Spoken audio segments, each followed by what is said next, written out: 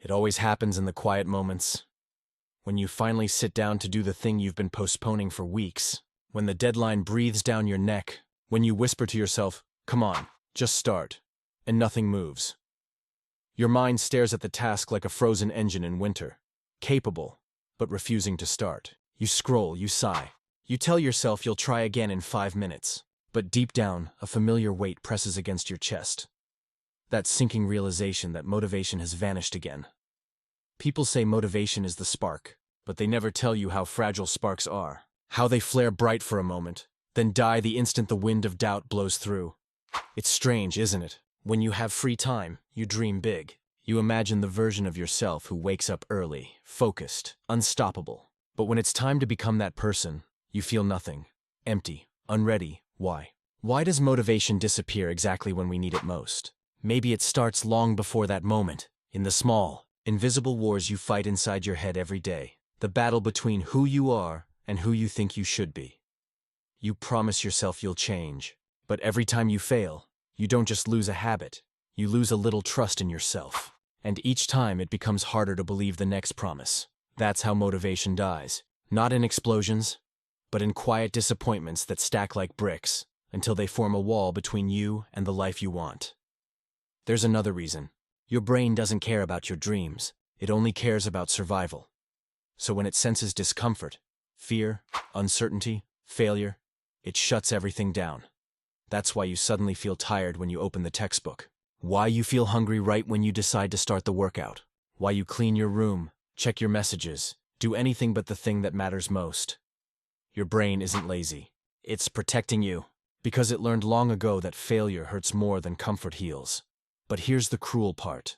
Motivation doesn't disappear because you're weak. It disappears because you care too much. You want it to be perfect. You want your effort to mean something. You want proof that you're not wasting your time. And when that proof doesn't come fast enough, you start to panic. You confuse slow progress with no progress. And you walk away, not because you don't care, but because caring hurts too much when the reward isn't visible. There's a story about a man who wanted to move a mountain. Every morning he pushed against the stone. Every night the mountain stood the same. People laughed. They said it was useless. One day, exhausted, he asked the universe, "Why give me this task if I'll never move it?" And the universe whispered, "You were never meant to move the mountain. You were meant to become strong enough to climb it." That's what motivation tries to teach us. But we never stay long enough to hear it. We treat it like fuel, something we need before we move. But it's not fuel. It's fire. And fire doesn't appear before the spark. It is the spark. You light it by doing, not by waiting to feel ready. Not by watching one more video about self-discipline. Not by promising yourself that tomorrow will be different. You start small, painfully small, a single push-up, 1 page, 10 seconds of effort, because once you move, the brain stops predicting pain and starts recognizing progress. And progress is addictive. There's something else, too. We often think we've lost motivation, but what we've really lost is connection. To why we started. To the feeling that our effort matters. You can't run on shoulds forever. You can't build a life on guilt. If you chase goals that don't belong to you, a degree someone else chose, a dream that looks good on paper, your heart will eventually rebel. Motivation doesn't disappear. It walks away because it doesn't recognize the path anymore.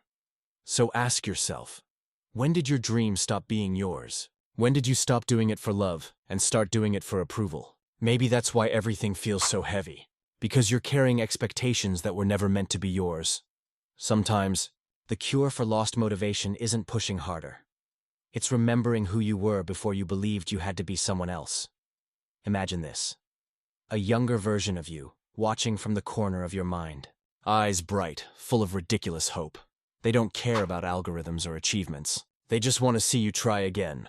Not perfectly. Just honestly. That version of you still believes in effort. Still believes that doing something badly is better than doing nothing at all. If you listen closely, you can still hear their voice under the noise of doubt. Don't wait to feel ready. Just begin. Motivation disappears when you wait for it to rescue you.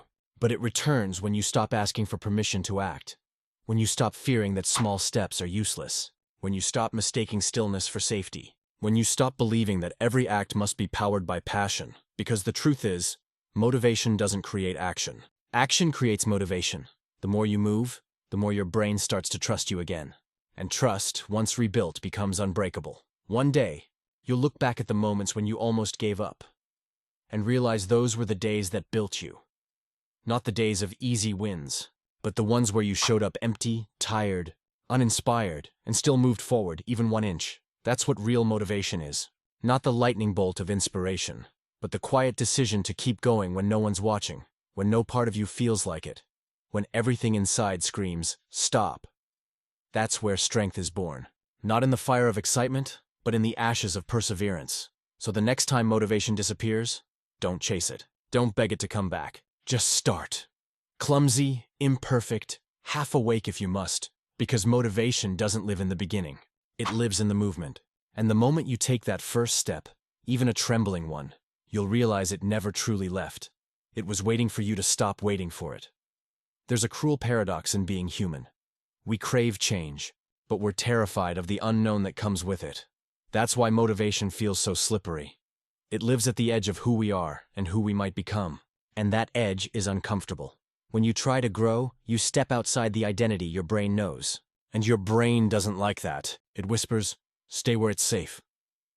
Even if safe means staying stuck. You call it procrastination, but it's really a quiet negotiation between comfort and courage. Every time you delay your goals, you're not lazy. You're protecting the version of yourself that's afraid to fail. But here's the truth. The only way to make that fear smaller is to walk straight through it. Think of every person you admire. The ones who seem unstoppable, endlessly motivated. They're not fearless. They've just made peace with discomfort. They've learned that motivation doesn't show up in the morning light. It hides in the shadows of the first difficult step. They act before the feeling arrives. They work before inspiration whispers. And eventually their brain learns something powerful. If I move, I survive. That's the shift. Not waiting for energy, but creating it through motion. But let's be honest. There will be days when you can't find even a spark. Days when you stare at your goals and feel nothing but exhaustion. On those days, motivation isn't the answer. Grace is. The grace to pause without quitting, to rest without shame, to let your humanity breathe without labeling it as weakness. Because discipline without compassion becomes punishment. And a punished mind cannot stay inspired. You are not a machine built to produce results. You're a person built to evolve through them. So instead of asking, why am I not motivated?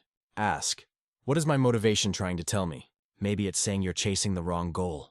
Maybe it's asking for rest, not resistance. Or maybe, just maybe, it's inviting you to start again. This time from a place of love instead of fear. Because fear says, prove yourself. Love says, express yourself.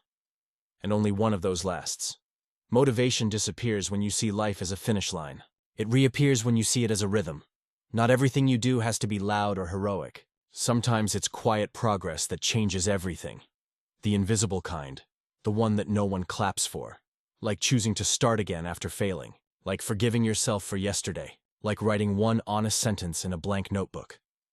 Those moments are the heartbeat of growth. Small, steady, relentless.